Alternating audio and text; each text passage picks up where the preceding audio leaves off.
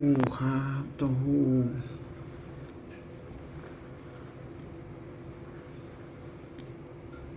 ใครที่เห็นวิดีโอนี้เลยสวัสดีครับหมายซุงคะสวัสดีครับพ่อแม่พี่น้องและเพื่อนๆทุกคนนะครับวันนี้ก็จะพาเพื่อนๆพ่อแม่พี่น้องเพื่อนๆทุกคนมาทำกินเต้าหู้นะครับผัดเต้าหู้นี่นะครับเต้าหู้เป็นเต้าหู้แบบนี้หาซื้อยากนะครับส่วนเครื่องปรุงของเราก็จะมีนี่ครับหอมแดงแล้วก็มะเขือเทศนะครับแล้วก็ต้นหอมนะครับมาเลยครับทำกินด้วยกันครับ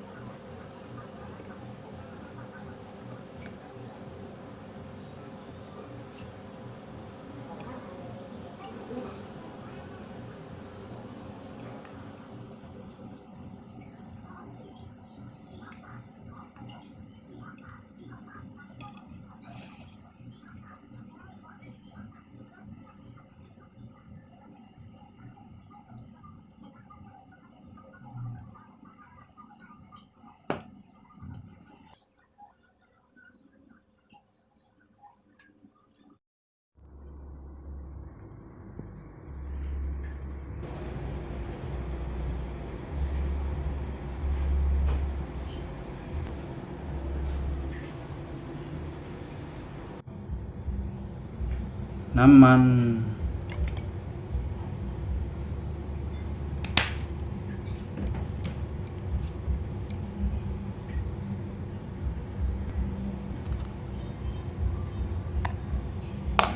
หอมแดง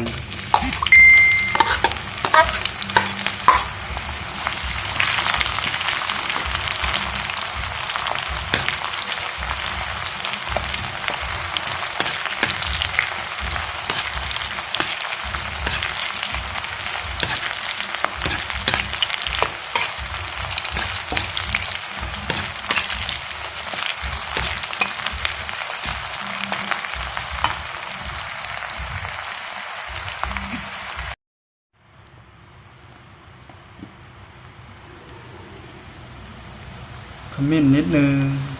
ชอบก็ใส่ไม่ชอบก็ไม่ต้องใส่นะครับ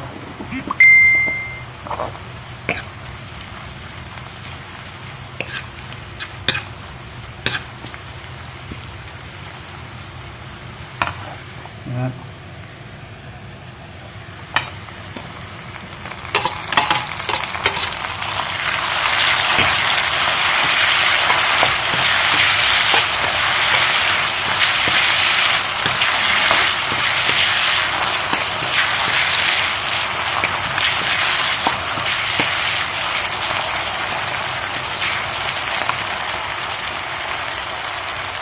อันนี้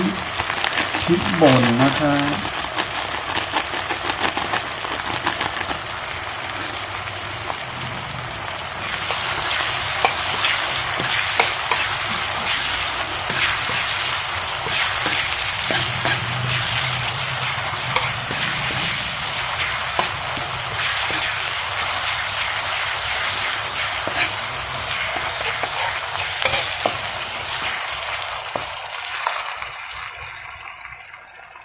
น้ำนิดนึง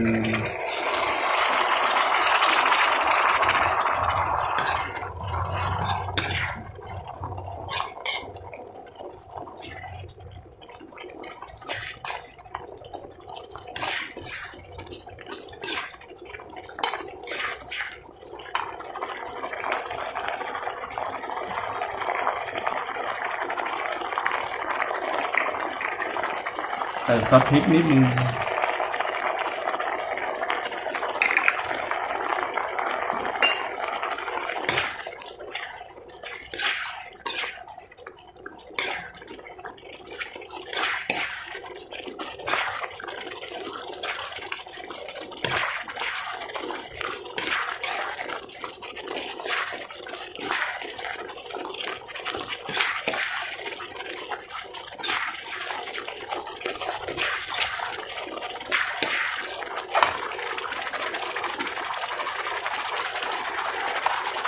ด้วยเกลือครับ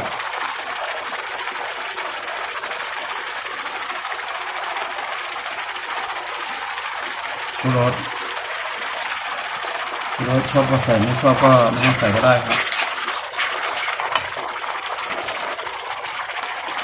แล้วก็รสดีนิดนึงอยากใส่ก็ใส่ไม่ใส่ก็ไม่เป็นไรนะครับตามที่เราชอบ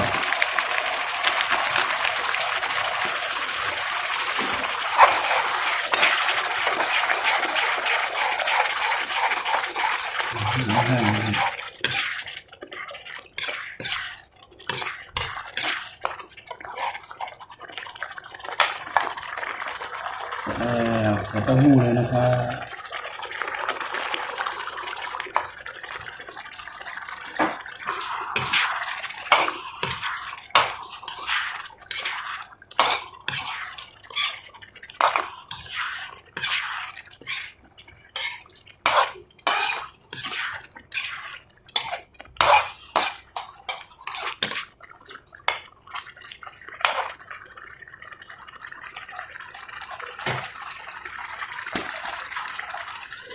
แบบ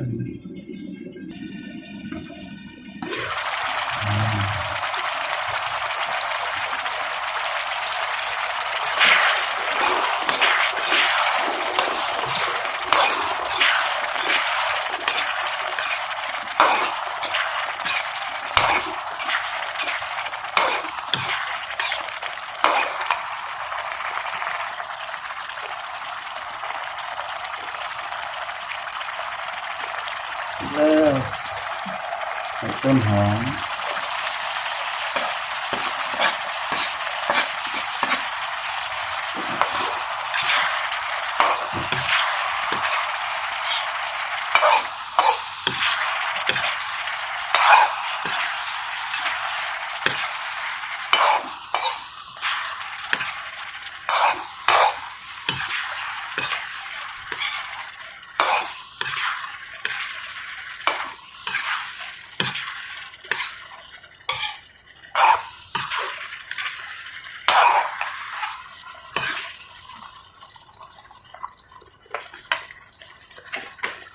โอเคกินได้แล้ว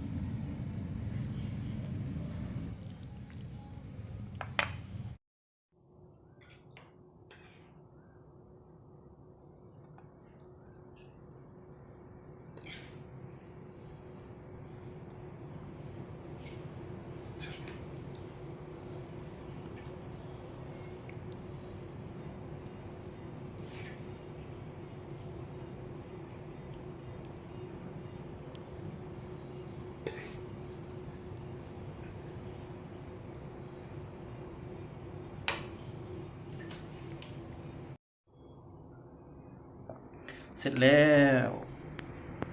ผัดเต้าหู้ครับเต้าหู้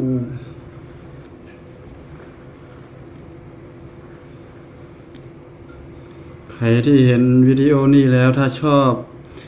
ก็อย่าลืมกดติดตามหรือว่ากด Subscribe ให้ผมหน่อยนะครับ ขอบคุณที่เข้ามาแวะชมคลิปวิดีโอในช่อง YouTube ของผมนะครับ ขอบคุณมากครับ สวัสดีทุกคนครับ